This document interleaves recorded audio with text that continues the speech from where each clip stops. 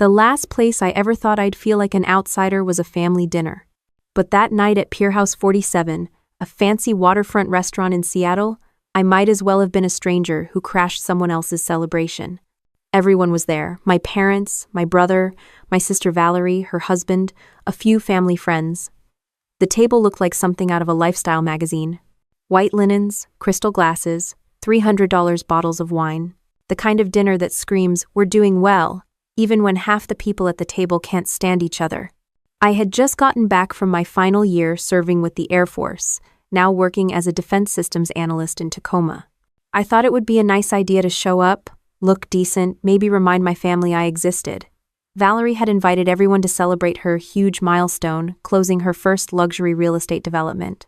I didn't know at the time that the only reason I was included was so she'd have someone to humiliate. The moment I arrived, Valerie gave me that tight, fake smile she used when she wanted to look generous in front of others. "Oh wow, you actually made it," she said, loud enough for the waiter to hear. "We weren't sure you'd show up after all that military stuff." I sat down quietly, trying to ignore the tone. My mother, Caroline, waved at the waiter for champagne refills before I could even order water. My father, Richard, looked at me over his glasses like I was late for an appointment he hadn't scheduled. I'd been gone for years, but somehow the atmosphere felt exactly the same: polished, distant, and cold. Dinner started fine. Valerie talked nonstop about her company, VLM Real Estate Group, how she single-handedly landed investors from California. My parents nodded and smiled as if she'd just cured cancer. I made polite small talk with the waiter because he was the only one who seemed to notice I existed. Then the mood shifted. Valerie noticed the insignia pin still on my blazer and laughed. "You still wear that? I thought you were done playing soldier." "It's not a game," I said calmly. "It's my career." She smirked. "Career? You mean the thing you do because college didn't work out?" Everyone laughed except my grandmother, Helen Pierce, sitting at the far end of the table. She was my adoptive mother's mother, a retired military nurse who had served in Vietnam. Even in her late 70s, she sat upright, sharp-eyed, like she could spot a lie from across the room. I didn't say anything. The waiter brought another round of drinks. Valerie toasted herself. "To real success," she said, raising her glass. "And to family who make it possible." Then she looked at me and added, "And to those who try. Bless their hearts." I smiled because I knew that's what she wanted to see me break. When you grow up being the adopted kid in a picture-perfect family, you learn fast that silence can be louder than words. Things went downhill fast. Valerie started telling a story about when we were kids, about how I used to cry every time someone called me a foster mistake. My mother laughed, saying, "Oh, you were such a sensitive little thing." I said quietly, "You mean when you told me I should be grateful you took me in?" The table went silent for half a second before Valerie broke it with a laugh. "Oh my God, don't be so dramatic, we're joking." "Sure, joking. That's what it's always been called, years of condescending remarks disguised as humor." The waiter came back with dessert menus, but Valerie waved him off. "Actually, could we get the check?" she said. "Rachel, sorry. Cassidy said she wanted to treat everyone tonight." I blinked. "What? You said you got that big government contract, right? You can cover dinner." "I never said that," I replied, my voice calm but tight. Caroline chimed in. "Come on, sweetheart. It's just dinner. You've been doing well. It's time you give back a little." "Give back?" I said. "I've been paying my own bills since I was 18. Richard sighed. "Let's not make a scene." The waiter returned with the check in a small black folder, and without hesitation, set it in front of me.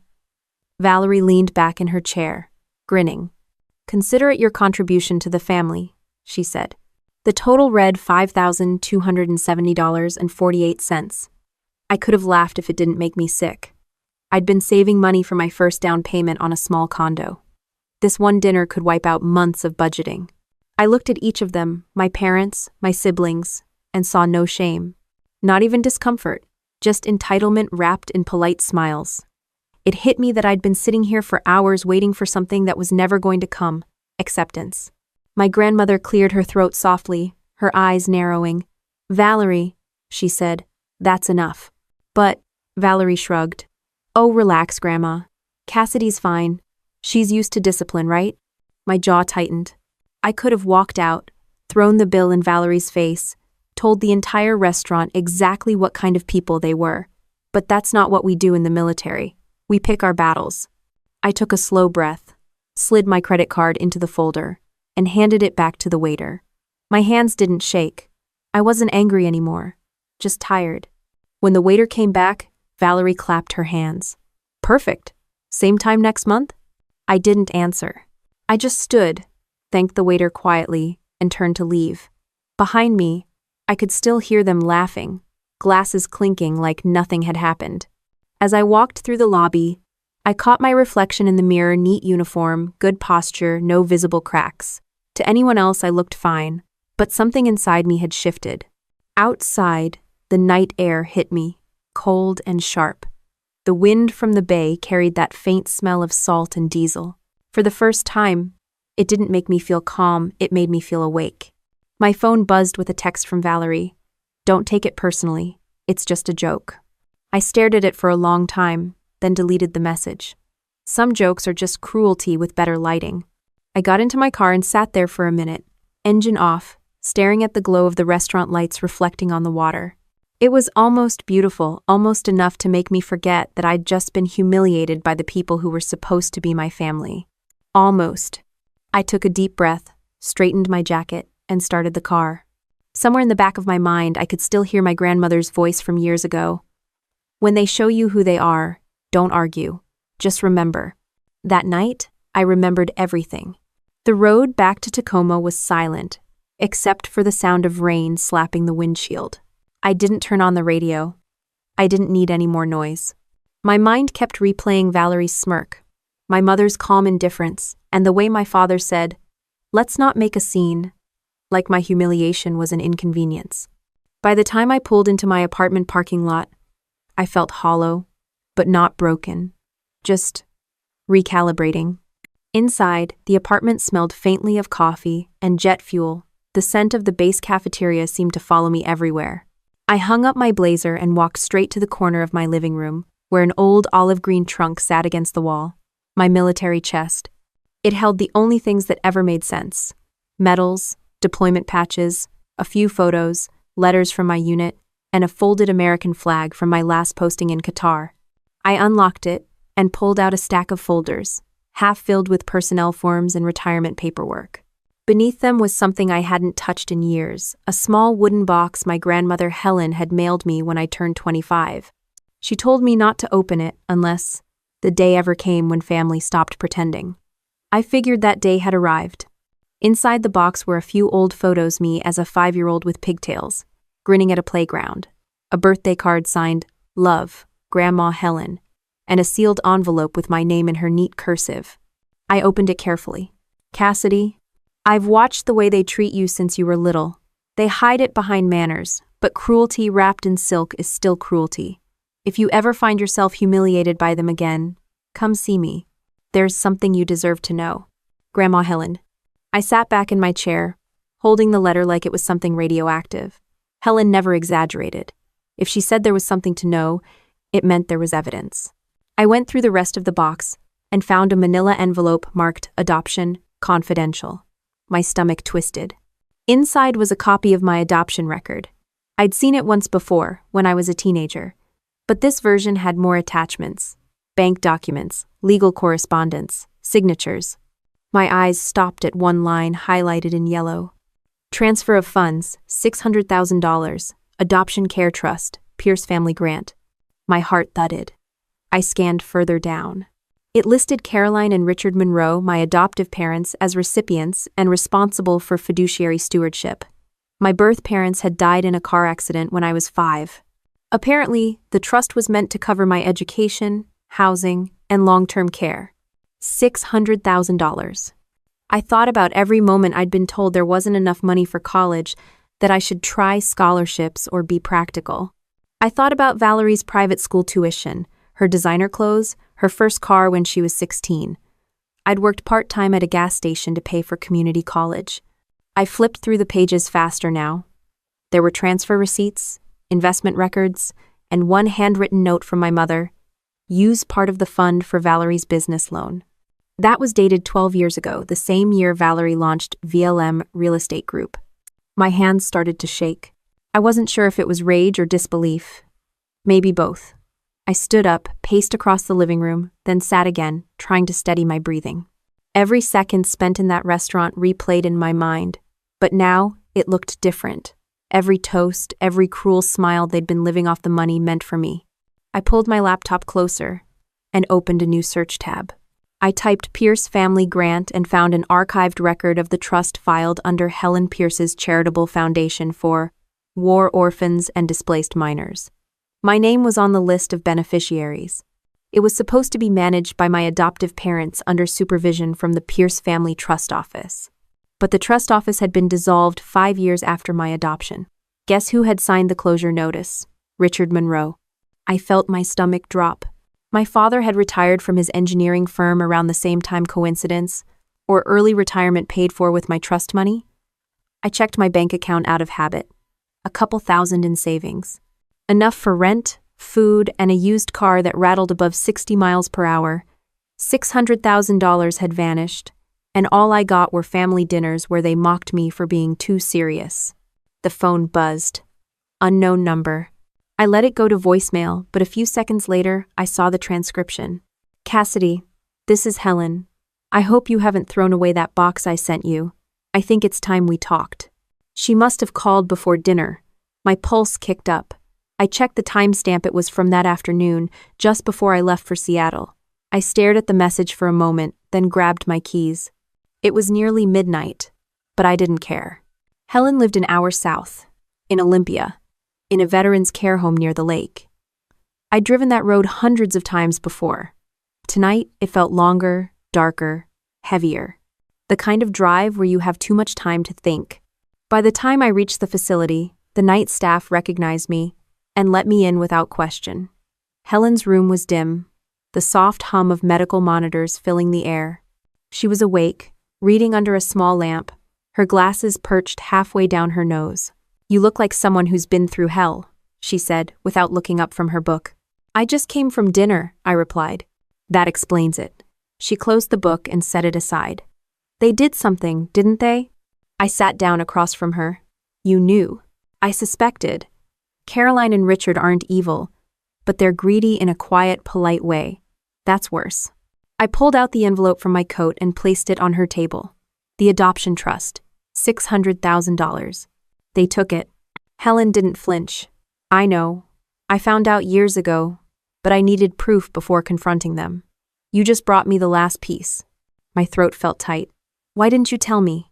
Because you were still hoping they'd change, she said softly. And I didn't want to be the one to kill that hope. But now you've seen who they really are. Her tone wasn't angry. It was surgical, precise, controlled. The voice of someone who'd seen too many battles to waste emotion on shock. They used my money to build Valerie's company, I said. She made me pay that bill tonight like she was testing how much humiliation I could take. Helen leaned back slightly, studying me. And how much can you take? Enough, I said, but not again.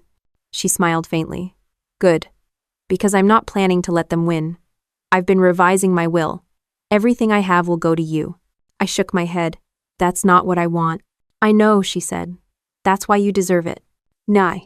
For a moment, neither of us spoke.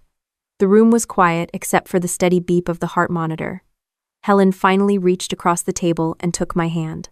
Her grip was still strong, firm, the kind of touch that steadies you whether you want it to or not. They think you'll walk away, she said. That's how people like them survive. They count on your silence. I met her eyes. Then, I guess it's time to remind them I didn't spend 8 years in the Air Force learning how to stay silent. 1. Helen's mouth curved into a knowing smile. Good. Because, Cassidy, what comes next won't be about revenge. It'll be about justice, and you'll need to fight it like a soldier. She turned off the lamp beside her bed. The room fell into soft shadows, but her words stayed sharp and clear in the dark, ringing louder than the machines around her. The morning light cut through the blinds when I woke up in the guest room at Helen's facility. I hadn't meant to stay the night, but she'd insisted after our talk. You can't fight a war on an empty tank, she'd said before disappearing into her room. I sat up slowly, head still heavy from lack of sleep. For once, I wasn't thinking about my family, I was thinking about strategy. Helen was already awake, sitting by the window with a cup of black coffee and her tablet open. She was watching some old military documentary, probably to remind herself the world used to make more sense. "You always wake up this early?" I asked, rubbing my eyes. "Old habits. You'd be amazed how much trouble starts after 0600. She motioned toward the chair next to her. "Coffee's hot. Sit." I joined her, still in the same clothes as the night before. The coffee was bitter but strong, typical Helen. She nodded toward the folder on her lap. "I didn't sleep either. You weren't wrong about the money. I checked the last archive statements. They moved it through shell accounts tied to Valerie's company." I leaned forward. "Can we prove that?" "Oh, we can do better than that," she said. "I still have friends who owe me favors. Lawyers, auditors, a few old soldiers who now sit in very boring offices. People who know how to pull records without alerting anyone." I smiled despite myself. "You're dangerous for a 78-year-old. "Flattery will get you nowhere," she said, grinning. "I didn't spend a career patching up Marines just to die quietly while my daughter launders adoption money." She turned the tablet toward me. A chart filled the screen: arrows, transfers, offshore accounts. "They used your trust as startup capital for Valerie's business, then rolled the profits into shell corporations. Every cent that company earned traces back to that fund. Which means, legally, you own it." That hit like a punch. "You're serious?" "Completely. And I intend to make sure it's on record before I go." "Helen," I started. "Don't talk like that." She gave me a long look, the kind that said she'd already accepted the truth. "Pancreatic cancer. Stage 4. Found out 2 months ago." I sat back in silence. The only sound was the faint hum of her oxygen machine. She broke the silence first. "Don't make that face, soldier. I've had a full life. Raised kids, buried friends, saved lives. I can live with my body giving out as long as I don't leave behind a legacy of thieves." My chest tightened. "I didn't know." "You weren't supposed to," she said. "I wanted to finish this first. Clean up the mess your adoptive parents made." The way she said adoptive was sharp enough to draw blood. Helen reached for a small wooden box on the table and opened it. Inside were papers, some typed, others handwritten. "These are copies of everything you'll need. Bank transfers, corporate filings, signed statements. If they ever try to deny it, this will bury them." I picked up one of the documents, a signed check from the Pierce Family Trust, marked "For Adoption Care Expenses, endorsed by Caroline Monroe." The date matched exactly when Valerie had started her company. Helen leaned back, her eyes on the window. "You know what the hardest part of aging is? Watching people rewrite history because they think you're too tired to stop them." "Oh?" I studied her face, lined, pale, but still fierce. "You've been watching them all this time, haven't you?" She nodded. "For years. The family dinners, the insults, the money talk. I saw how they treated you, how they treated each other. I stayed quiet because I thought maybe they'd grow out of their greed. Turns out, greed ages better than people." A nurse knocked on the door with Helen's medication. She waved her off. "Later," she said. "We're discussing war plans." "Oud I woo." The nurse smiled, clearly used to this. "You and your granddaughter always talking strategy," she said, then left. "Granddaughter," Helen repeated after the door closed. "I like the sound of that." I swallowed hard. "You are my real grandmother." She looked satisfied, then poured herself more coffee. "Good. Then we're clear. Now listen carefully, Cassidy. This isn't just about money. It's about taking back your name. You've spent your life earning every inch while they built theirs on what wasn't theirs to begin with." "I don't want revenge," I said quietly. "Good," she replied. "Revenge is sloppy. Justice, on the other hand, is surgical. And we're going to perform it cleanly." She handed me a flash drive. "Everything's backed up here. Copies are already with my lawyer. When the time comes, you'll know what to do." The conversation paused while she sipped her coffee. Outside, the lake shimmered under the morning light. Ducks glided across the water, oblivious to the quiet warfare being planned upstairs. Helen's gaze followed them. "You know, when I was in Da Nang, there was a nurse who used to say, 'No one gets out of this world clean.' She was right. But I'll be damned if I leave it dirty." Her humor was dry, but the edge in her tone carried weight. I realized then she wasn't just preparing to expose them, she was preparing me to outlive them with dignity intact. I leaned forward. "What happens when they find out?" "They already suspect," she said. "Caroline called last week, asking odd questions about my will. Valerie's been dropping by with wine, pretending to care. They smell something coming. Let them. I look down at the flash drive, feeling the weight of it despite its size. They'll come after me. Or, of course they will, she said simply. That's what cowards do when they realize the power balance has shifted. Let them throw the first punch. You'll win by standing still. Her calmness was unnerving and reassuring at the same time. I asked, what about Richard? He's the quiet one. Quiet doesn't mean harmless. He's the one who handled the accounts. Without him, Valerie would still be flipping condos instead of running fake empires. They all played their parts. Helen leaned closer. You're not going to confront them yet. You'll gather your proof, stay professional, stay invisible, let them think they've gotten away with it. Until? Until they're too comfortable to hide. Her voice softened then. Cassidy, you have something they'll never understand: discipline. You know when to act and when to wait. Use that. I nodded slowly. You really believe I can pull this off? I wouldn't waste my last months on a lost cause, she said. A faint smile crossed her lips as she looked toward the hallway. Thomas will drive you home later. He's been my driver for 30 years, loyal as they come. If you need to move anything quietly, call him. I exhaled, trying to take it all in: the plan, the cancer, the flash drive, the weight of everything suddenly resting on my shoulders. Helen stood, using her cane for balance. Now, come help me to the porch. The sun's too nice to waste. I followed her outside. The air was crisp, the lake reflecting the clear blue of early morning. Helen settled into a chair with a blanket over her knees. You know, she said, I used to think forgiveness was the end of a story. Turns out, it's just another weapon. Some people don't deserve to be forgiven, they deserve to be exposed. She glanced at me with that same sharp, knowing look. Tell me something, Cassidy. When they made you pay that dinner bill, how did it make you feel? I thought for a moment, like I finally saw them clearly. Helen smiled faintly. Good. Clarity is where every real fight begins. The breeze shifted, carrying the faint scent of cedar from the trees lining the lake. Helen closed her eyes, content, and for the first time since that dinner, I felt something close to steady. The next few days moved like clockwork. Wake up, run 2 miles, go to work, keep quiet. I didn't talk to anyone about what I'd found, not even my closest friend at the office. I'd learned in the military that once you start talking, you start leaking. And this mission wasn't for discussion, it was for execution. The morning after visiting Helen, I drove back to my apartment in Tacoma. The building was still quiet, neighbors heading out for their commutes, the usual hum of city life bleeding into the background. I made coffee, sat at my kitchen counter, and opened my laptop. The flash drive Helen gave me sat beside the mug, small but heavy with meaning. I plugged it in and waited for the folders to load. The screen filled with labeled documents: financial transfers, trust statements, corporate records, correspondence.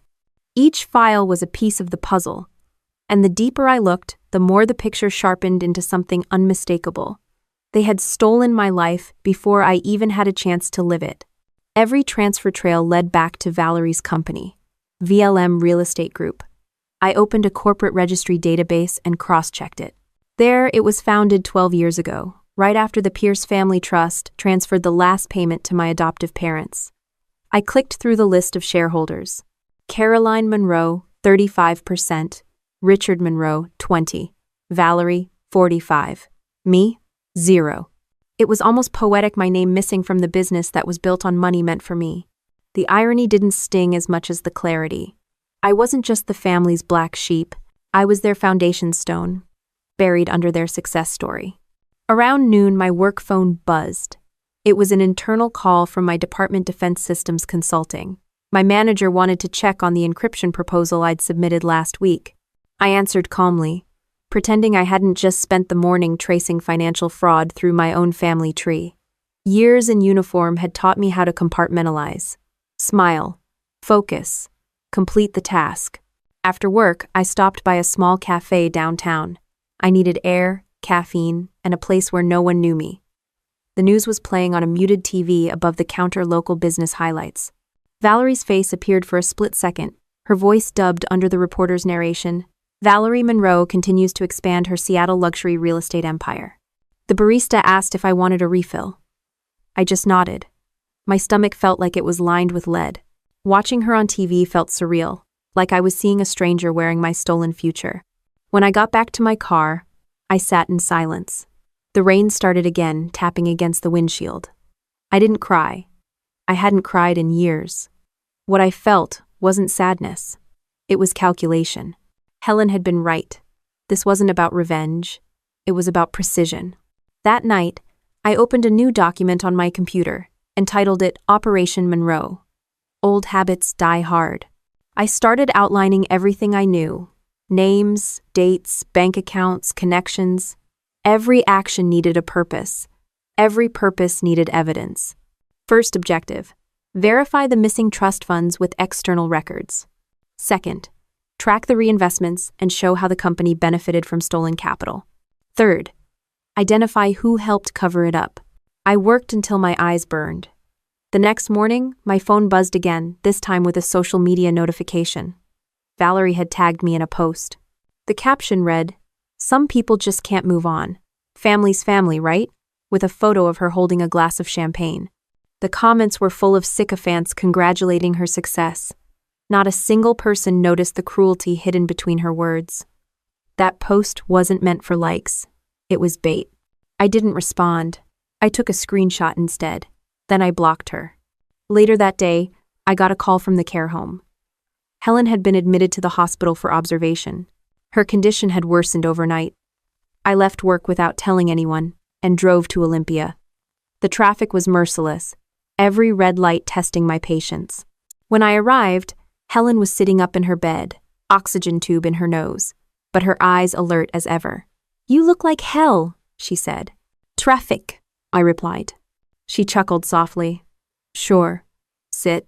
I sat beside her, noticing the stack of papers on the tray table. "Working even here? Dying doesn't cancel paperwork," she said dryly.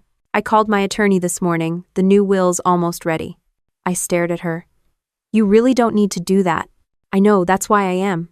Her tone left no room for argument. She handed me a printed summary. It was short, just a few paragraphs, but it changed everything.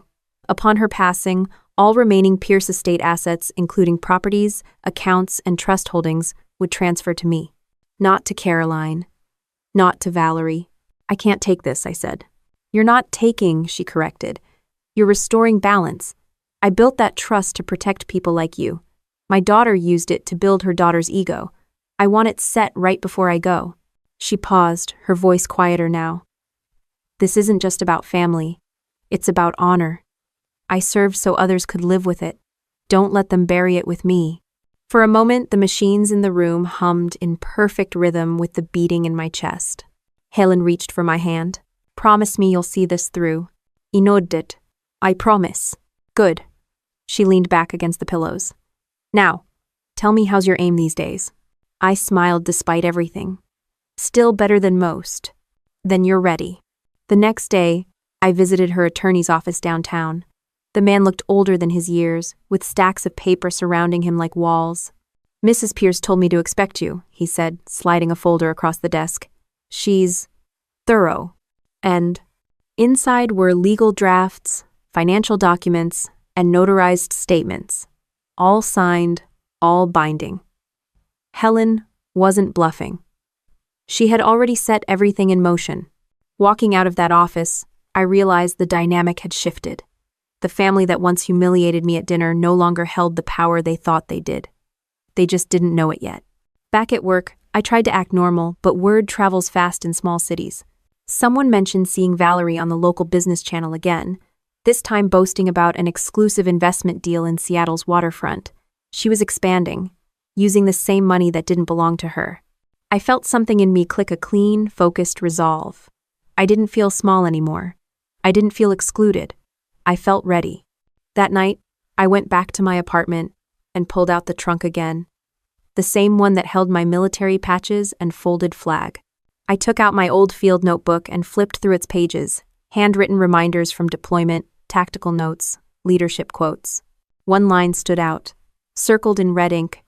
"The mission isn't personal, it's necessary." It wasn't just words, it was a reminder. Revenge is emotional, Justice is structured. I closed the book, sat back, and let the silence fill the room. The city outside hummed faintly, cars passing, sirens echoing somewhere distant. I didn't feel the need to move. Not yet. Some fights don't start with noise, they start with stillness. And as the night settled, the silence around me stopped feeling empty. It started feeling like focus. The first rule they teach you in military intelligence is simple. Never start digging unless you're ready for what you'll find. The second rule is even simpler: document everything. I hadn't planned to return to that mindset, but my laptop was already filled with spreadsheets, account numbers, and timestamps by the end of the week. My old training had come back like muscle memory. I didn't even think about it. I just started operating like I was back on assignment. My civilian job gave me all the cover I needed. As a cybersecurity analyst for a defense contractor, no one questioned why I spent long hours in front of encrypted files or financial databases. I used my own systems, separate from work networks, but my habits stayed the same. VPNs, air-gapped drives, data mirrors. The Monroe family had stolen a trust fund, but they weren't subtle about it. Greedy people never are. I started by tracing VLM Real Estate Group's early funding. Public filings showed the first investment round $600,000 from private family funds. That phrase always hides something. The account number in the filing ended with the same 4 digits as the Pierce Family Trust. I cross-checked the transfer records Helen had stored. The numbers matched perfectly. That was my first confirmation. Valerie's entire company was built on stolen trust money. But a single connection wouldn't be enough. I needed a map, one that showed the entire flow from my adoption fund to their business empire. So, I built one. It took 2 nights, a bottle of black coffee, and more screen time than I cared to admit. By the end, the lines looked like a spider web stretched over a city map, Pierce Trust at the center, branches feeding into shell corporations, then into VLM subsidiaries. Caroline's name appeared twice, Richard's 3 times, Valerie's on almost every page. Every document was time-stamped, signed, and stored. Helen had already gathered half the evidence. I was just connecting the dots. Around midnight on the 3rd day, I leaned back and stared at the monitor. The proof was there, solid and clean. But something else stood out. An internal transfer from VLM to an account under Harborlight Foundation. I looked it up. It was a charity Valerie had launched 3 years ago to empower young women in business. I nearly laughed. The foundation had funneled over $2 million to offshore accounts in the Caymans. The next morning, I called a contact from my Air Force days, Elliot Brooks, a retired signals analyst who now ran private audits for government contractors. "You're calling about family money?" he asked after I explained. "Not exactly family," I said. "More like theft disguised as entrepreneurship." He whistled. "You're going to dig into that personally?" "I already have." There was a pause. Then he said, "Send me the data. I'll make it whistle if it's real." This. I didn't trust many people, but Elliot was one of the few who knew how to handle classified level information. Within 48 hours, he sent back a compressed report. His message read, "You're right. It's fraud and bad. If this ever goes to court, they'll burn. But watch your back, whoever's cleaning their books knows what they're doing." That line stayed with me. Someone was actively hiding the money trail. Someone with experience. That afternoon, I drove to a nearby park just to clear my head. The air smelled of pine and rain. I sat on a bench and watched joggers pass, couples walking dogs, kids feeding ducks. Ordinary life looked easy when you weren't the one holding a ticking secret. My phone buzzed with a message from Helen's nurse. "Mrs. Pierce is resting but stable today. She keeps asking if you've started the plan." I smiled faintly and texted back, "Tell her the mission's underway." I'd won. By evening, I was deep in the next phase, gathering communications. Valerie was arrogant enough to leave digital fingerprints everywhere. Her company used a shared internal messaging platform. Through a public link to one of her PR campaigns, I found cached metadata archived messages attached to file uploads. One of them was from her to Caroline. "If that soldier girl ever asks where the adoption fund went, just tell her we spent it on her therapy sessions. Nobody checks those records." Now, I sat frozen for a moment. There it was, proof of intent. Proof they knew exactly what they'd done. I saved the message, encrypted it, and backed it up to multiple drives. Then I printed it. There's something grounding about holding evidence in your hands, something that reminds you this isn't just pixels, it's truth. Later that night, as I was sorting through files, I got an email from Valerie. No subject, no greeting, just, "You always were nosy. Careful where you dig. Some things are better left buried." I stared at it for a long minute, then deleted it. Digital threats only work if you acknowledge them. The next day, I met with a financial investigator who occasionally consulted for federal agencies. Her name was Dana, sharp-eyed, efficient. We sat in a quiet cafe while she flipped through the summary I'd printed. "This isn't small-time embezzlement," she said. "It's systemic fraud. You could hand this to the state attorney right now." "That." "I'm not handing it to anyone yet," I said. "Not until I know Helen's safe and I understand how deep it goes." Dana studied me for a second. "You sound like you're planning an operation." I smiled. Force of habit. When I left the cafe, the rain had turned to mist, the city glowing under streetlights. I drove back to Tacoma and parked outside my building, engine idling. Across the street, I saw a black SUV that hadn't been there before. The driver's face was hidden behind tinted glass. It could have been anyone: delivery, security, random commuter. Still, my instincts didn't like coincidences. I noted the license plate before heading upstairs. Back inside, I checked my home security feed. The SUV drove away 5 minutes later. No one had approached the door, no sign of forced entry. Maybe paranoia, maybe not. I went to the kitchen and poured a glass of water. The silence felt heavier than usual. It wasn't fear, it was readiness. My computer chimed with a new message. Elliot again. He'd found something buried in the financial logs. "Your father," he wrote, "didn't just transfer money. He built an entire holding company in your name. Closed it 2 months later after moving funds through it. It looks like they used your ID to make it look clean. Identity fraud. It wasn't just theft anymore, it was impersonation." I exhaled slowly. The room felt smaller. They hadn't just taken money. They'd used my name to hide their crimes. Every humiliation suddenly made sense. Keeping me small, quiet, disconnected, that was their strategy all along. The documents Helen had given me weren't just evidence of greed. They were proof of a coordinated cover-up. And that meant the next step wouldn't be digital. It would be personal. I printed the full report and locked it in the trunk under my bed with the rest of Helen's files. My military chest was starting to look more like an evidence vault than a memory box. As I closed the lid, the faint hum of traffic outside faded into a steady rhythm. Every sound, the refrigerator clicking, the rain tapping, the distant echo of sirens merged into one quiet certainty. This wasn't about who they were anymore. It was about who I refused to be. The first thing I noticed when I walked into Helen's hospital room was the smell of lilies. Someone had filled 2 vases with flowers so white they almost glowed under the fluorescent lights. Helen sat propped up against her pillows, an IV line in one arm, her eyes sharp despite the oxygen tube. "You look like you haven't slept in days," she said, her voice thin but steady. "I haven't," I admitted. "Good, it means you're doing something useful." I smiled faintly. She could still command a room without moving an inch. On the tray next to her bed sat a thick envelope sealed with her lawyer's stamp. I didn't ask what it was, I already knew. Outside the door, I could hear voices. Caroline's sharp, controlled tone, Valerie's louder, dripping with fake concern, Richard's low baritone murmuring something about timing. Helen raised an eyebrow. "They're here." "Of course they are," I said. News travels fast when money's involved. The door opened before I could say more. Valerie entered first, wearing a designer coat like she was stepping into a board meeting instead of a hospital room. Caroline followed, her expression painted with practiced sadness. Richard came last, carrying a bottle of wine because nothing says family support like Pinot Noir in a cancer ward. "Mother," Caroline began, "you should have told us you were this sick." Helen looked unimpressed.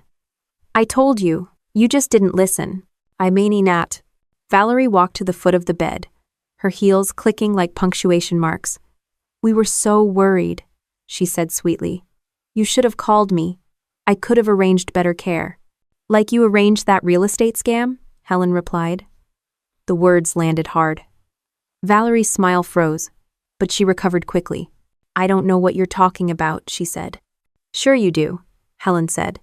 You've been laundering my granddaughter's adoption fund through your company for over a decade. I may be old, but I'm not senile. The room went silent. Caroline's eyes darted toward me. Cassidy, what are you doing here? Standing where I belong, I said. Helen gestured toward the envelope. Since you're all here, let's make this official. The door opened again. A man in a gray suit stepped in, the family lawyer, Mr. Garner. He nodded politely and took a seat beside Helen's bed. Mrs. Pierce asked me to read her new will, he said. Caroline's hand twitched. New will? Yes, Helen said, her tone calm. The old one was written before I realized how thoroughly you'd all disgraced my name. Valerie scoffed. This is ridiculous. You're not in your right mind. She's manipulating you, she said, pointing at me. Helen smirked. If I were being manipulated, I'd be smiling like you are. Mr. Garner cleared his throat and began reading. His voice was precise, legal, unshakable. I, Helen Pierce, being of sound mind and body, do hereby revoke all previous wills and declarations. I leave the entirety of my estate, real, financial, and charitable, to my granddaughter, Cassidy Monroe. Valerie's jaw dropped. Caroline's face drained of color. Richard muttered something under his breath that sounded a lot like a curse. You can't do that, Caroline snapped. The Pierce estate has family obligations. It does, Helen said. To family. You stopped qualifying when you started stealing. Valerie took a step closer, voice rising. You're making a mistake. She's not even blood. Helen's eyes hardened. Blood doesn't make family. Honor does. For a moment no one spoke. Even the machines seemed to quiet. The lawyer continued, reading the final lines. This will is effective immediately and will be filed with the county probate office today. Caroline tried to recover her composure. We'll contest this. Helen smiled. Of course you will. Thieves hate losing property they didn't earn. Richard's calm finally cracked. You've poisoned this family, he said, pointing at me. You turned her against us. I looked him straight in the eye. You didn't need help doing that. Valerie let out a shaky laugh. Oh, this is rich. You think some old paperwork is going to hold up? Wait until the press hears that the military hero manipulated a dying woman for her fortune. Nye? Helen leaned forward, her voice low but sharp. Careful, Valerie. You don't want to slander someone who has all your financial records saved on multiple hard drives. Valerie froze. Caroline looked at me, her voice trembling. You wouldn't. I didn't answer. I didn't have to. Mr. Garner packed up the documents, nodded at Helen, and left quietly. The sound of the door clicking shut was almost satisfying. Valerie turned back toward Helen. You've lost your mind. Oh, no, Helen said, her tone even. I finally found my courage. Caroline stepped forward, trying to regain control. Mother, we can still fix this. Let's sit down, just us. We'll work it out. Helen shook her head. You had 30 years to work it out. Now you can live with what you've built. Richard exhaled slowly, like a man realizing the game was over. He set the wine bottle down on the table and looked at Helen. You always did like drama. Helen smirked. And you always mistook decency for weakness. The air in the room thickened, every word landing heavier than the one before. I stood quietly by the window, watching the reflection of my family tearing itself apart. For once, I didn't feel out of place. I felt exactly where I was meant to be. The nurse entered, breaking the tension. I'm sorry. Visiting hours are almost over. Caroline gathered her things, trying to look composed. Valerie stormed out first, her heels echoing down the hallway. Richard followed, muttering about lawyers. Caroline hesitated at the door, turning back to Helen. You're making a mistake, she said softly. Helen smiled faintly. No, dear. I'm correcting one. When they were gone, Helen let out a breath. Well, she said, that was satisfying. I laughed quietly. You planned that perfectly. Of course I did, she said. You don't get to my age without learning timing. I sat beside her. They'll fight this, you know. Let them. They'll waste money and pride doing it. Meanwhile, you'll be free. The nurse returned to adjust her IV, giving us a polite smile before leaving again. Helen leaned back against her pillows, eyes half closed. You know what I liked best about that whole performance? What?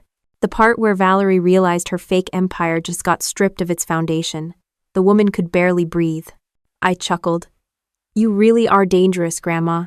Ashel. Helen opened one eye. Don't flatter me, soldier. You've got work to do. Her words hung there, half a command, half a benediction. Outside the window, the sky over Olympia had turned to soft gray. Raindrops streaked the glass, each one catching the reflection of the room. Helen closed her eyes, her breathing slow but steady.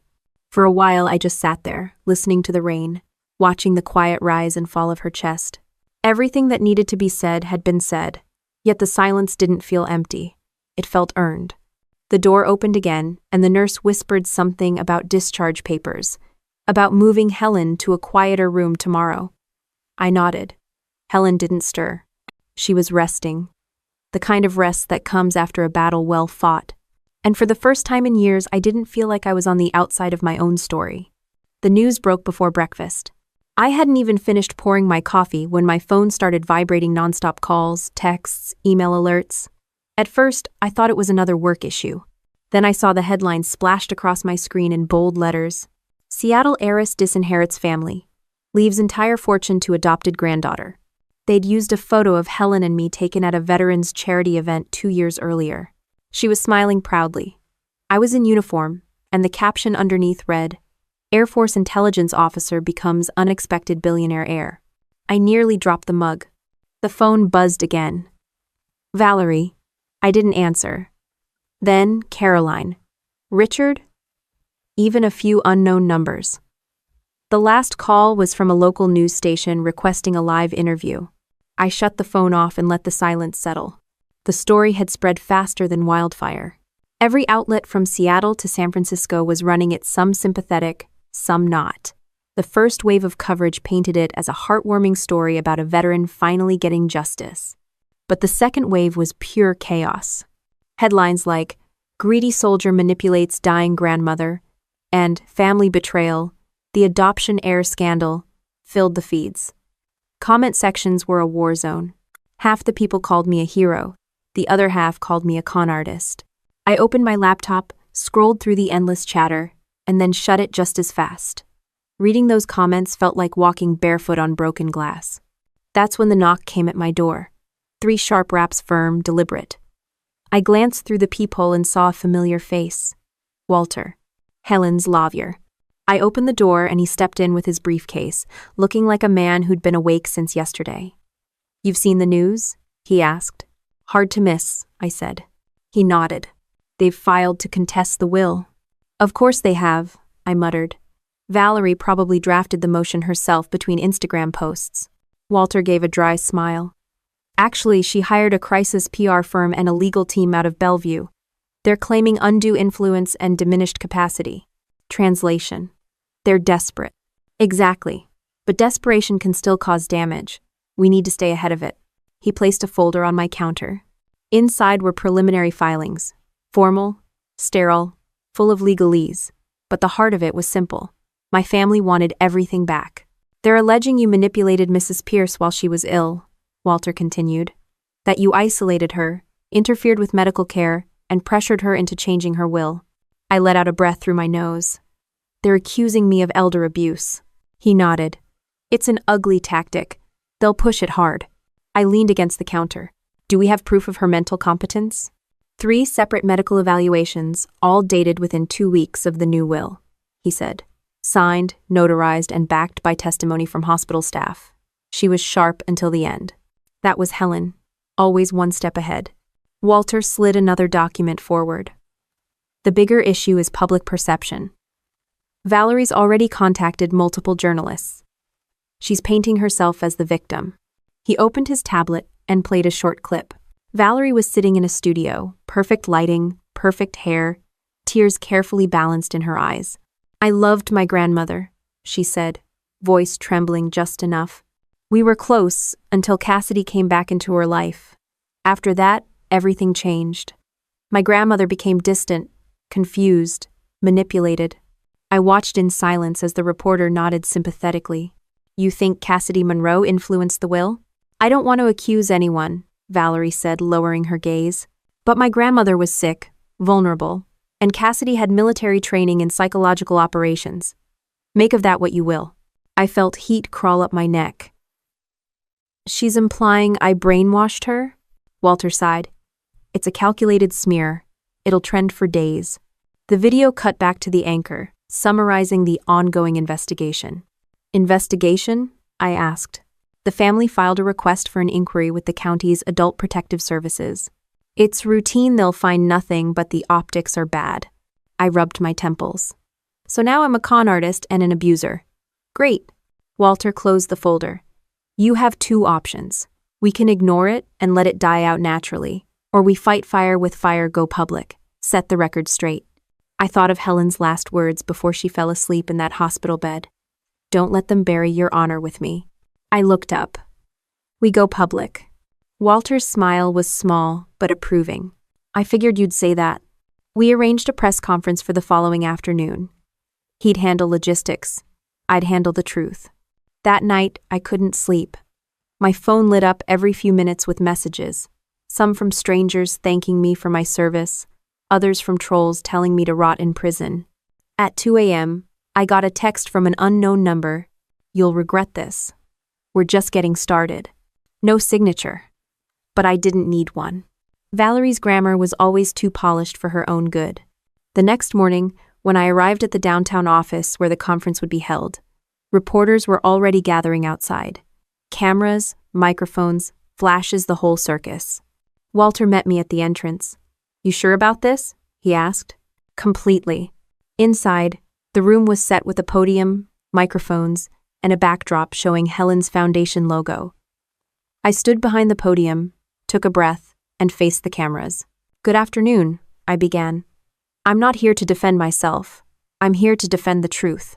I told them everything, how I was adopted into a family that spent years reminding me I wasn't one of them, how they stole the money meant for my care and used it to fund their lifestyles, how Helen discovered it, confronted them, and chose to make things right.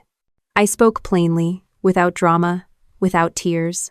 When I mentioned Helen's military service as a nurse during the Gulf War, I saw a few reporters lower their pens, listening instead of judging. Then I said, the woman who raised me believed that honor means protecting what's right, even if it costs you everything. That's what she did. That's what I'm doing. The room was quiet when I stepped back. Walter fielded the legal questions, then ended the conference. Outside, the reporters swarmed, but I walked straight through. By evening, the internet had shifted. The clips of my speech were everywhere. The public mood was changing. People started to see through the Monroe's performance. Valerie's interview was now being dissected frame by frame, her crocodile tears compared to my straight answers. Still, victory never comes clean. That night, as I was reviewing messages, one headline caught my eye. Valerie Monroe's on-camera breakdown. The truth behind the heiress meltdown. I clicked the video. It showed her storming out of an interview, shouting at a producer, her voice caught on a live mic. That soldier stole everything. She brainwashed Grandma for money. The internet did what it always does. It devoured her alive. Commentators called her entitled, manipulative, cruel, memes, flooded the feed within hours. My phone buzzed nonstop again, but this time the messages were different. Good for you, Cassidy. She got what she deserved. Irony. Finally, someone stands up to these spoiled brats. For once, the noise didn't hurt. It just confirmed what I already knew. Helen had turned the tide before she ever left. I poured another cup of coffee and stared out the window. The night sky reflected against the glass, the city glowing below. I didn't feel triumphant. I just felt steady. The truth had finally stepped into the light, and the people who built their lives on lies were choking on it. The courthouse smelled like old wood and cold coffee. Cameras flashed outside as Walter and I walked up the stone steps. He looked calm, professional, unreadable. The kind of man who'd seen too many families destroy themselves over inheritance. I wasn't nervous. Not anymore.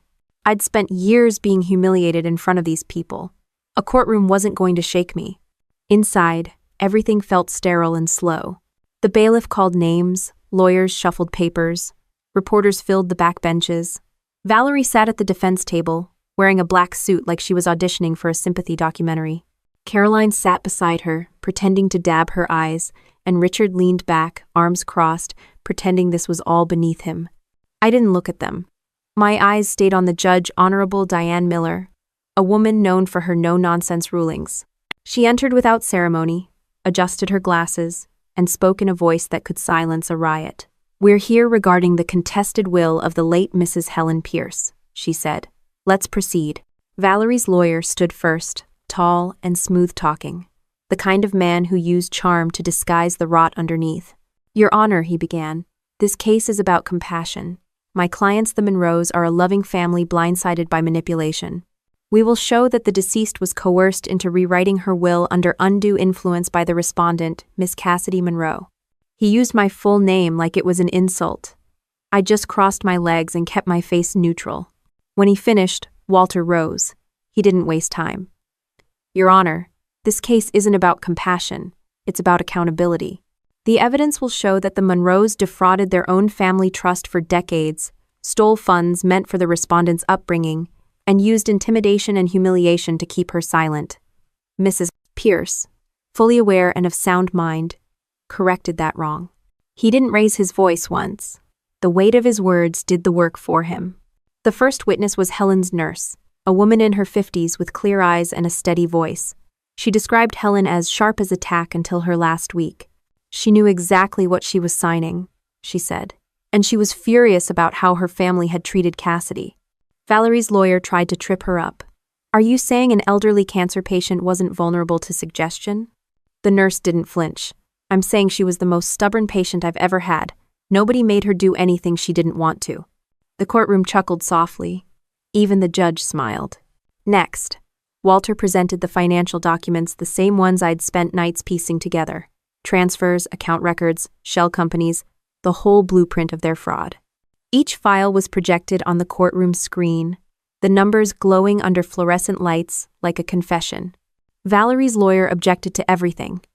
Irrelevant, invasive, out of context. Judge Miller cut him off. "It's perfectly relevant. Overruled." When my turn came to testify, I took the stand without looking at my family. Walter asked simple questions: how I discovered the documents, what Helen told me, what I experienced growing up in their house. I spoke plainly. No dramatics, no tears. They made it clear I wasn't part of the family, I said. They used my birth story as a punchline. And when they thought they'd gotten away with what they stole, they made me pay for their dinner as a final reminder of my place. And Annette. Valerie rolled her eyes so hard I thought they might stick. Her lawyer tried to discredit me. "Miss Monroe, isn't it true you have military training in psychological operations?" "Yes," I said. "And isn't it true such training could be used to manipulate someone emotionally?" "Not unless they deserve it," I replied. The courtroom laughed again. The judge smirked but quickly returned to her notes. When Valerie took the stand, the energy in the room changed.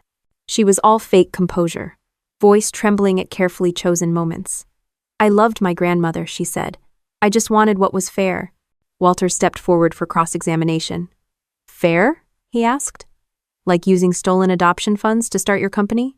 Valerie hesitated. "That money was given to my parents." "Given for Cassidy's care," Walter said. "And your company's first investment round came from those exact funds. You used that money, didn't you?" "I don't recall," she said weakly. Walter tapped his tablet. "Would you recall it better if I played this?" He hit play.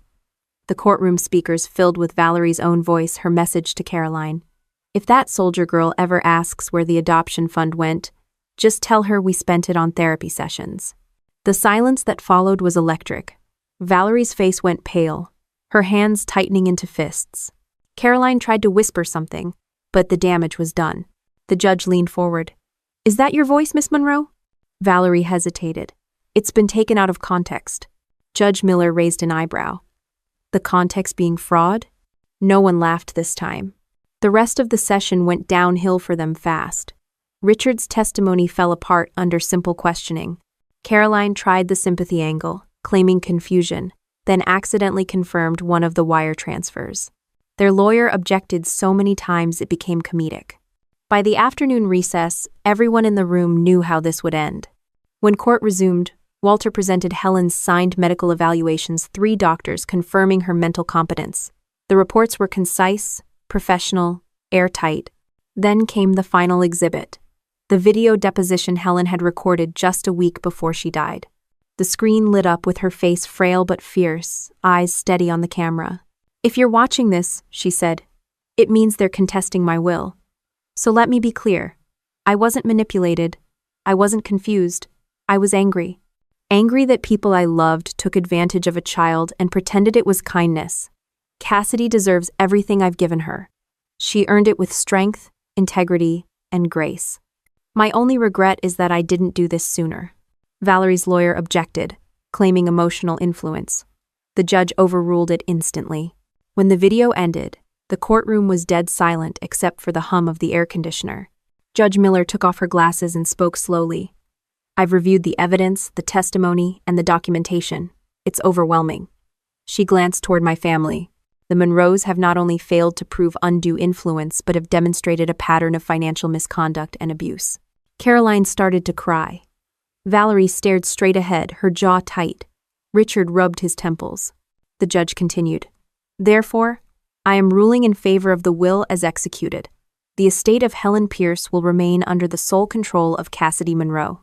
Additionally, restitution of the misappropriated adoption funds, totaling $2.3 million with accrued interest, is ordered payable within 90 days. A collective gasp rippled through the room. Valerie's lawyer tried to object again, but the judge cut him off with a single look. Court adjourned, she said, slamming her gavel. The sound echoed through the chamber like a gunshot. Reporters surged forward as we exited, microphones waving, flashes going off like strobe lights. Walter guided me past them, saying nothing. Outside, the air felt brighter than it had in years. Down the courthouse steps, I caught sight of Valerie shouting into her phone. Caroline slumped beside her, Richard pacing like a man, watching his empire crumble. For once, I didn't feel small under their shadow. Justice didn't roar, it whispered, and that whisper was louder than all their noise combined. By the time I got home from court, the entire city had seen the verdict. It was on every local news channel, trending on social media, replayed in slow motion like a public execution. Clips of Valerie's face, stiff, wide-eyed, humiliated, were spliced beside Helen's recorded words. The contrast was cinematic. My inbox flooded with messages from strangers. Some thanked me for standing up for decency. Others wanted interviews, book deals, speaking engagements. A few offered sympathy wrapped in curiosity, like they wanted front-row seats to whatever came next. I ignored all of it. The only thing that mattered was that Helen's name was clean again, and her estate, her life's work, was finally in the hands of someone who wouldn't corrupt it. Walter called that evening. Congratulations, he said simply. Feels strange to call it that, I replied. I know. Justice always feels a little hollow when it finally lands. He paused. But you did good, Cassidy. Helen would be proud. I believed him. Still, it didn't feel like victory. It felt like balance restored after too many years of tilting the wrong way. The next morning, I woke to the sound of reporters shouting outside my apartment building. Someone had leaked my address. I peeked through the blinds and saw a small crowd. Cameras, microphones, flashes. A few neighbors were filming the chaos from their balconies. I didn't panic. I just packed a bag, grabbed my car keys, and slipped out through the back alley. By noon, I was at Helen's estate overlooking Lake Washington. Thomas, her longtime driver, opened the door with a knowing nod. I figured you'd come here, he said. It's quiet, safe. Inside, the place felt like a museum frozen in time. Helen's books still lined the shelves, her scent faintly clinging to the curtains. The staff had been reduced to a skeleton crew, all loyal to her memory. Thomas poured coffee and left me alone in the study. The house was silent, except for the sound of water lapping against the dock outside. I opened Helen's desk drawer and found a small notebook labeled, For Cassidy. Inside were short handwritten notes, reminders, ideas, quotes from soldiers and leaders she admired. On the last page, in her neat cursive, she'd written, Honor is quiet. Revenge is noisy. Choose honor every time. I closed the book and felt something shift in my chest. Not sadness, not relief, just clarity. Later that afternoon, Walter arrived to finalize the legal paperwork. The trust transfer is complete, he said. You now control all assets and holdings under the Pierce estate. That includes the companies, properties, and charitable foundations. That's a lot of responsibility, I said. He smiled. Helen thought you could handle it, so do I. We went through the logistics, the foundation accounts, management teams, tax filings. Everything Helen had built was intact, waiting for direction. I wasn't sure what to do first, but I knew what not to do. Become them. By evening, the media storm intensified. Valerie had gone off the rails completely. Her meltdown outside the courthouse, caught by every major outlet, had already gone viral. "This is a scam!" she screamed into a reporter's mic. "That woman manipulated my grandmother. She's not family." The clip ended with her being ushered into a car by security, still shouting. The internet turned it into a meme within hours. Someone added text that read, "When you lose your inheritance and your dignity in the same day." It had millions of views by morning. Caroline tried to play the opposite angle, appearing in a tearful interview with a local paper. "I just want my mother to rest in peace," she said softly, hands folded like a saint. But her halo cracked when the journalist asked about the $750,000 adoption fund. Caroline's response, "That money was spent caring for Cassidy," triggered a public records check. The next day, the paper published proof of luxury purchases and vacations funded by that same account. The sympathy evaporated overnight. Richard stayed mostly silent, though a neighbor caught him shouting on the phone in his driveway, threatening to sue every journalist in Washington. Within a week, his law firm suspended him for ethical concerns. Each of them collapsed in their own way, publicly and spectacularly. Valerie's company lost investors. Caroline's social circle turned on her. Richard's reputation crumbled. Watching it all unfold didn't bring joy, just closure. A few days later, Walter showed me an email from the state prosecutor. "They're pursuing criminal charges," he said. "Misappropriation, tax fraud, identity theft, it's moving fast." "They deserve it," I said quietly. He nodded. "You don't have to participate if you don't want to. Your testimony from the civil case is enough." "I'll testify," I said. "If they want to talk about accountability, they can do it under oath." Outside, the weather had shifted. The gray Seattle drizzle had given way to a cold, clean wind. I stepped out onto the balcony, overlooking the water. The air smelled sharp, like rain and cedar. For the first time in years, I could breathe without that familiar weight pressing on my chest. But peace never lasts long when people lose their power. That night, around 9 p.m., someone threw a rock through the front gate's security glass. The cameras caught it, Valerie's husband's car idling nearby. I called the police, filed a report, and upgraded the estate's security to military-grade sensors.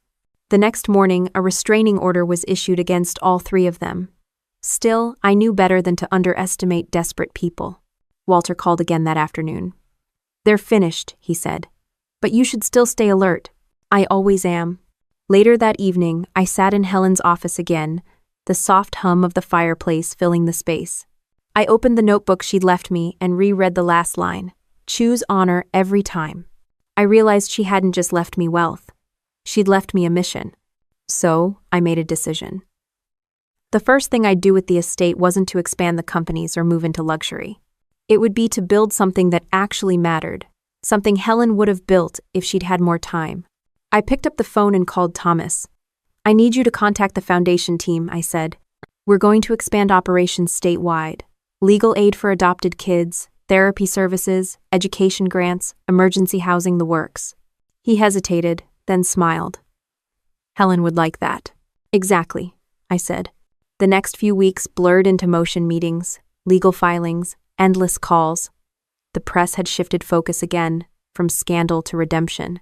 Veteran heir uses inheritance to help abused children. The story practically wrote itself. But behind the headlines, I kept my distance from everything that still smelled like the Monroes. Valerie's assets were seized. Caroline and Richard faced financial audits. Their world had flipped, and for once, mine stood still. One evening, as I reviewed the first blueprint for the new foundation center, I heard the faint ping of an incoming message. It was from an unknown number, but the content was short and sharp. "You think this is over? Watch your back. Abo." No name, no punctuation, but I didn't need a signature. I saved the message, forwarded it to Walter, and deleted it from my phone. Then I leaned back, looked around the quiet house, and realized something that made me smile. Fear had no place here anymore. Not in Helen's home, not in my story, not in the life they'd tried to take from me. Everything they'd built on deceit had fallen apart, and everything Helen had built on truth was finally standing tall. The first time I walked into the new foundation office, the smell of fresh paint and sawdust hit me like a clean slate. The sign over the door read, "The Helen Pierce Center for Honor and Family Advocacy." I'd insisted on that name, not Cassidy Monroe Foundation, not some fancy acronym, just Helen's name, because she was the reason this existed at all. The space wasn't flashy. It didn't need to be.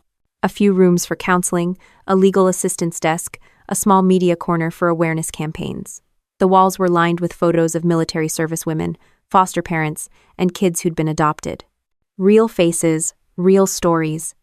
Every inch of it was built with purpose. The first meeting that morning was with the city's Department of Veterans Affairs. They'd offered partial funding to help connect discharged service members to family counseling and reintegration programs. The man leading the team, an older vet named Frank, shook my hand with the kind of grip that said he'd seen the same kind of battles I had. "Hell of a story you've got, Monroe," he said. "I've heard that one before," I replied. He smiled. "Difference is, you actually did something with it. Most people just stay mad." "Anger's cheap," I said. "Action costs something. That's how you know it's worth it." We went over the logistics partnerships, grants, volunteers. I spoke plainly, the way I used to in briefings. No fluff, no pity, just execution. When the meeting ended, Frank patted my shoulder. "You remind me of my old CO, he said. She didn't talk much either, just got things done. That was the best compliment I'd gotten all year. Outside, the wind off the Puget Sound was brisk but clean. Seattle had finally stopped raining, and the clouds looked like they were giving me a break for once. I walked down to the dock near the property and watched the water shift under the light. Helen used to say the water was honest, always moving, never pretending to be still. I could almost hear her voice when the wind rustled through the trees. Back at the house, Thomas had set up an old military trunk in Helen's study. Inside were files she'd kept from her nursing days, medical reports, commendations, even letters from soldiers she'd treated. One letter caught my attention. The handwriting was young, messy, sincere. "You told me once that surviving isn't about luck. It's about what you do with your second chance. I made it home. I'm trying to make it count." There was no name, just a signature. J.S. I folded the letter and placed it on her desk. That line, "Make it count," became the motto for the foundation. We printed it on the wall above the reception desk. People needed to see it when they walked in, especially the ones who didn't believe they had anything left to give. Within a month, the center started getting calls from adopted kids, single moms, veterans, people who'd been dismissed or silenced by family politics, by the system, by bad luck. We didn't fix everything, but we listened. Sometimes that's enough. The first teenager we helped was a 16-year-old named Noah. His foster parents had drained his college savings for a family trip. He reminded me too much of myself at that age. Quiet, polite, always apologizing for taking up space. We helped him file for restitution and got him into a scholarship program. When he left the office that day, he turned to me and said, "You don't talk like most adults." I laughed. "That's because most adults like the sound of their own advice. I just like results." He grinned. "Helen would have liked you." I nodded. "She would have liked you more." Oh. That night, I sat in Helen's study again, reviewing reports. The estate was stable, the trust fully transferred, and the foundation was growing faster than expected. Walter called to update me on the Monroes. Valerie was facing criminal charges. Caroline had declared bankruptcy, and Richard had quietly moved to Arizona, probably to hide from the press. Walter's tone was almost amused. "They've gone from owning the city to being owned by it," he said. "I don't need them ruined," I replied. "I just need them irrelevant." "Well, mission accomplished," he said. After the call, I turned off the desk lamp and stared out the window. The lake reflected the night sky like a calm mirror. I thought about Helen's words again. Honor is quiet. She was right. The noise had finally stopped. A week later, the center hosted its first public event, Family and Honor Day. We invited veterans, adoptees, and local families. I gave a short speech, nothing dramatic, just a few sentences about why the foundation existed. I spent a long time thinking revenge would fix everything. I said. But revenge doesn't fix, it feeds. It takes until there's nothing left of you. What does fix things? What actually rebuilds you is doing something that outlives the pain. People clapped, but that wasn't what mattered. What mattered was the old woman who came up to me afterward. She had tears in her eyes and a tremor in her voice.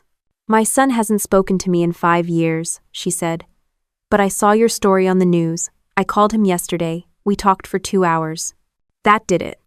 That was Helen's legacy working in real time. Over the next few months, the foundation expanded across Washington.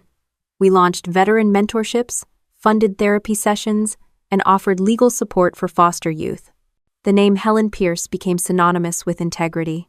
Every time I saw the logo an eagle perched on a bridge, symbolizing connection, I felt that same quiet pride Helen used to have when she'd finish a hard day's work. But the attention came with shadows. Journalists still tried to dig into my past, searching for drama to resurrect.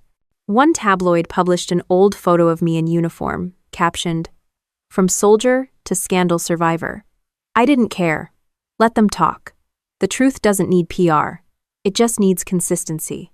Frank stopped by one evening with a bottle of whiskey.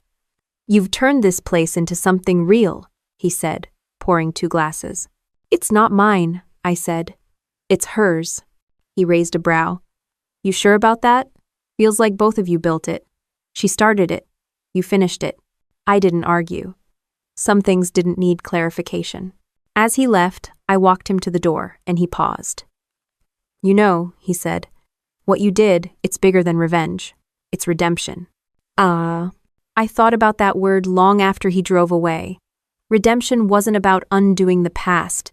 It was about making sure the past didn't repeat itself. That night, I sat outside by the lake, watching the reflection of the foundation's lights shimmer across the water. Somewhere in the distance, an owl called, steady and low. The wind carried the faintest echo of Helen's voice in my memory. "Don't let them bury your honor with me," I whispered into the darkness. I didn't. And for the first time, it didn't feel like defiance. It felt like peace. The morning light came in low and gold through the big windows of Helen's study. The house was quiet again. No lawyers, no reporters, no chaos. Just the faint hum of life going on outside. The coffee in my cup had gone cold, but I didn't mind. I'd learned to sit still with silence. It wasn't loneliness anymore, it was space. A photo of Helen sat on the edge of the desk, her in uniform, grinning beside a field medic tent somewhere overseas. I picked it up and traced a thumb along the frame. "Mission complete, Grandma," I said softly. Downstairs, the front door opened. Thomas's voice carried from the hall. "They're here, Miss Monroe." I stood, smoothed my shirt, and headed down. The delegation from the Veterans Association had arrived, 2 officers in dress blues and a woman from the state's civic board. They were there to finalize the partnership we'd been planning for months, a permanent fund supporting families of service members who died in active duty. It was the final piece of the Foundation's launch strategy, and it tied everything together exactly the way Helen would have wanted. The ceremony was small but dignified. We met in the main room overlooking the lake.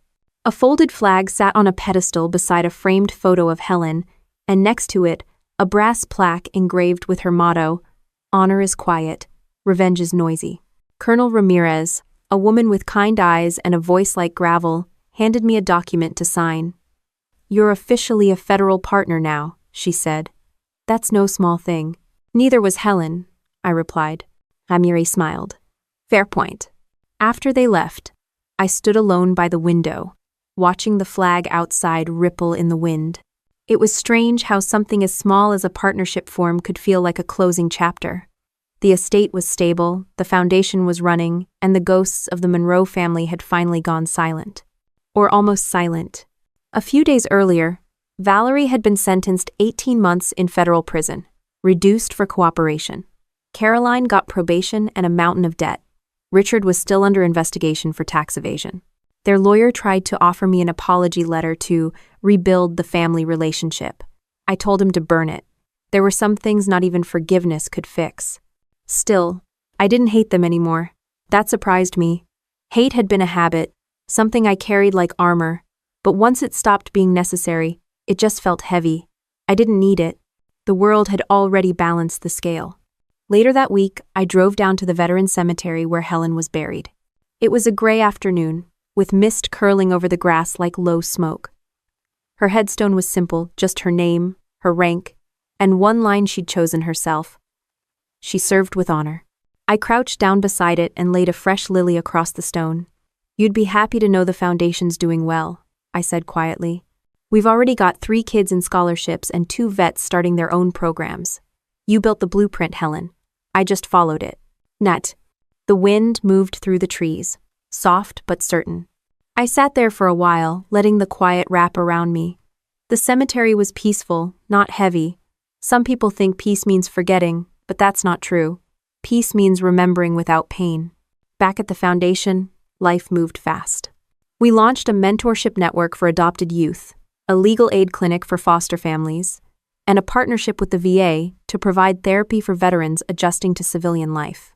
My days were filled with paperwork, calls, and too much caffeine, but it all mattered. Every meeting, every signature, every hand I shook, it all connected back to Helen's fight for dignity. One afternoon, Noah, the teenager we'd helped months ago, came by the office. He'd gotten his first college acceptance letter and wanted to thank me in person. I'm majoring in mechanical engineering, he said, eyes bright. Maybe one day I'll work for the Air Force too. You'll do better, I said. You'll design something they'll never figure out how to take credit for. He laughed. That's the plan. When he left, I found myself smiling longer than I meant to. Maybe that's what healing looks like, not dramatic, not loud, just someone else moving forward because of something you built. That night, I took a walk by the lake. The city lights reflected across the water in fractured gold. I thought about how far everything had come from that dinner table where I was told to find another seat, to this quiet place of purpose. The irony wasn't lost on me. They had pushed me away, and it led me straight to everything they'd tried to keep for themselves. As I passed the dock, I noticed a small shape in the water, an envelope sealed in plastic, drifting against the edge. I pulled it out, half curious, half wary. Inside was a handwritten note. The ink was smudged, but the words were clear. We were wrong. You were never the problem. Maybe one day, when all this noise dies down, we can talk. Caroline. I stood there a long moment, reading it again and again. Part of me expected anger, but none came. Maybe she'd finally realized what Helen had known all along, that family isn't blood, it's choice. I didn't respond. I folded the letter and placed it in Helen's notebook, between the pages about forgiveness and resilience. It didn't need an answer. The silence between us said enough. The next morning, the foundation hosted a ceremony for local veterans. The room was full uniforms, families, laughter, tears. Frank gave a short speech about integrity and service. When it was my turn to speak, I didn't prepare anything. I just walked to the podium, looked at the crowd, and said, "Sometimes justice doesn't look like punishment. Sometimes it looks like peace." People nodded. Some smiled. A few cried quietly. And for the first time, I didn't feel like I was performing my story, I was living it. After the ceremony, I stood outside with Frank, watching the sunset smear the sky in copper and pink. "You did it," he said. "We did it," I corrected. He chuckled. "Helen would have made you a hell of a commander." "She already did," I said. As the sun dipped behind the trees, the first lights flickered on inside the foundation building. The golden glow spilled out across the courtyard, catching on the brass letters of the sign Helen Pierce Center for Honor and Family Advocacy. The reflection shimmered across the lake, stretching toward the horizon. For a long while, I just stood there, hands in my pockets, breathing in the cool air. Everything around me, the water, the quiet, the purpose, it all felt exactly right. And when I finally turned to go inside, I caught myself whispering the words that had carried me through every step of this journey. Honor isn't something you inherit. It's something you earn, one choice at a time.